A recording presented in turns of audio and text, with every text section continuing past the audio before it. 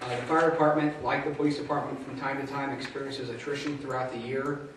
So these vacancies are being rolled into what is the normal attrition. You should know that those 5 positions have already been filled, and those 5 individuals are already in training. We did that earlier than the 6-month guideline that we have under the voluntary severance plan to help offset any potential overtime expenses in the fire department. So 5 people are already being trained, and therefore public safety won't be compromised, response times won't be compromised.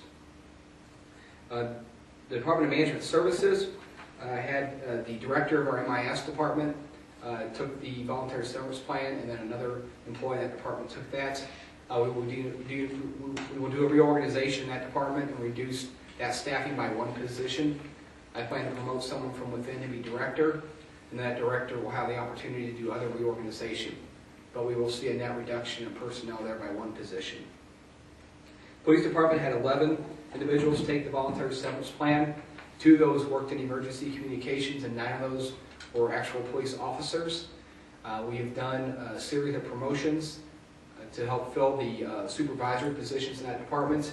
And you may remember last fiscal year, the City Council authorized 4 overhire positions for the police department to help when they have times of attrition, people leaving. And we are not going to fill those overhire positions right now as we deal with the voluntary severance plan impact. So that will create a savings, we expected savings in the police department budget.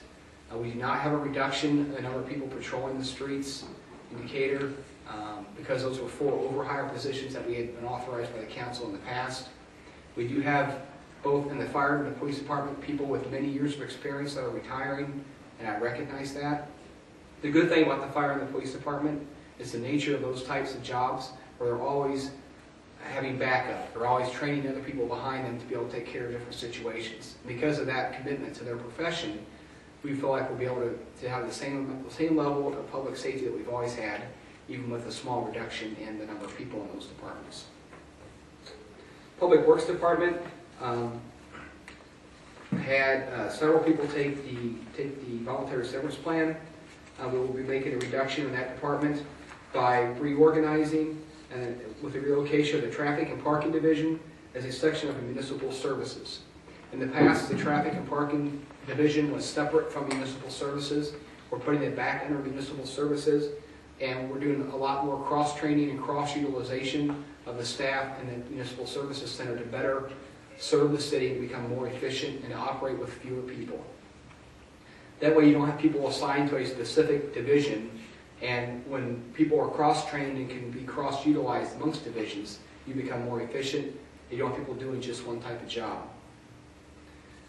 The number of crew chiefs in this division will be permanently reduced by 2, laborers by 1, and maintenance equipment operators by 1, while the foreman and service worker positions will be increased by 1 each for a net reduction of 2 positions within the department.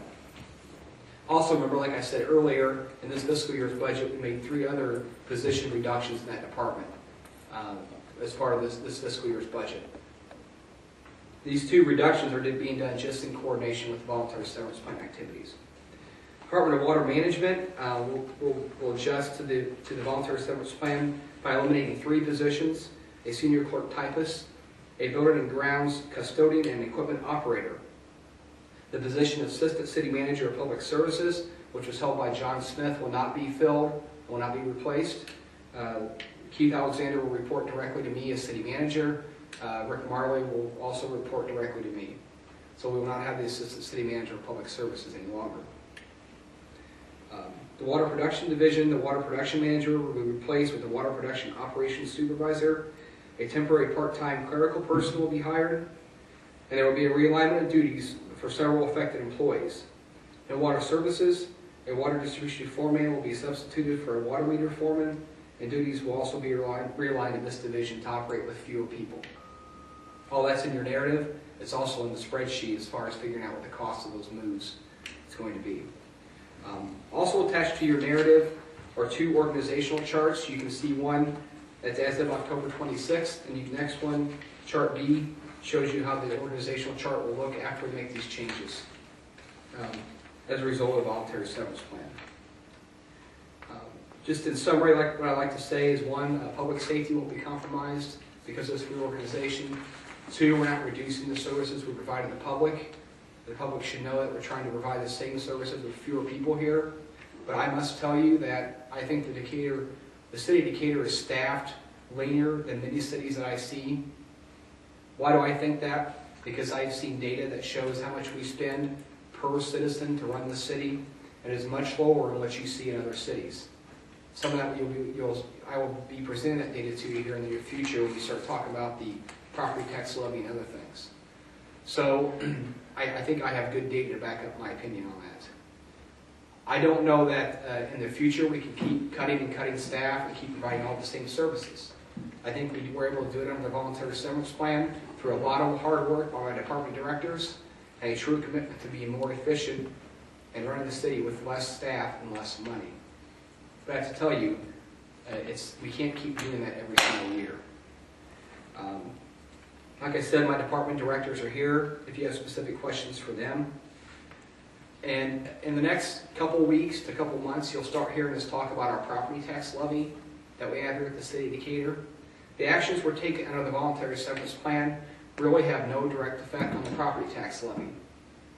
The reason it doesn't have a direct effect on the property tax levy is that there's not a single penny of the property tax levy money that goes to goes towards general fund operations.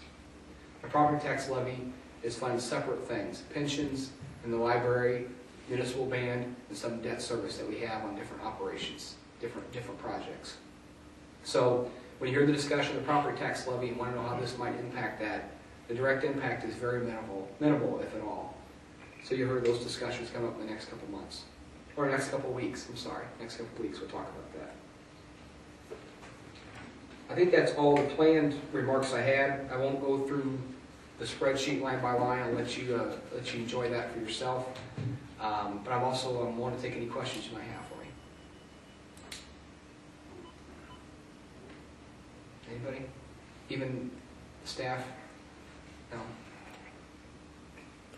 Can you talk a little bit about the police department and how there won't be a reduction on the number of officers on the street?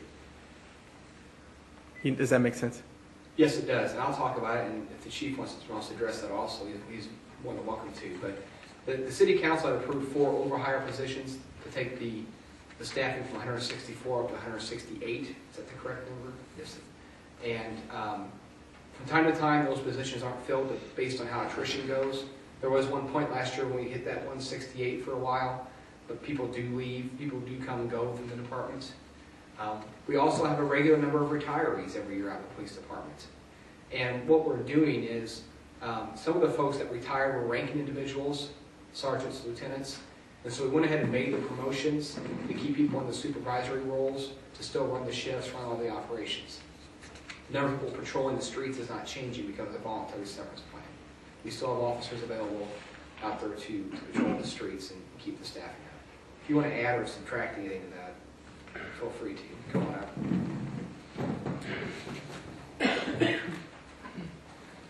9 positions is not really a big number for the police department. Matter of fact, it was 2007, we had 17 people leave in 1 year. That's kind of why we went to the city council to get the overhire. One other thing we have done is get a lateral entry begin. We have not picked anybody from lateral entry yet, but there are a number of departments across the state who are laying off police officers, and we're certainly making it known to them so we can maybe pick up a few of their better candidates and better officers who are losing their jobs. So that was a good thing that we did for the city this year. Thanks. Anybody else? Liz? How will these changes affect the budget deficit? The budget deficit, it'll affect the budget deficit hopefully for next year. The voluntary severance plan in the year we're in right now is made to net itself out between the incentive you offer for people to leave and the vacancy that you leave behind to pay for that incentive. So it has no effect on the fiscal year we're in right now. But next fiscal year, it should help us with the deficit. The problem is we don't know what next year's deficit might be. We're less than halfway through the year this year. The next few months we'll start getting a better feel if we see revenue starting to rebound or if we see them not rebound. And that'll give us a better prediction. But we will see a reduction in personnel costs because of this.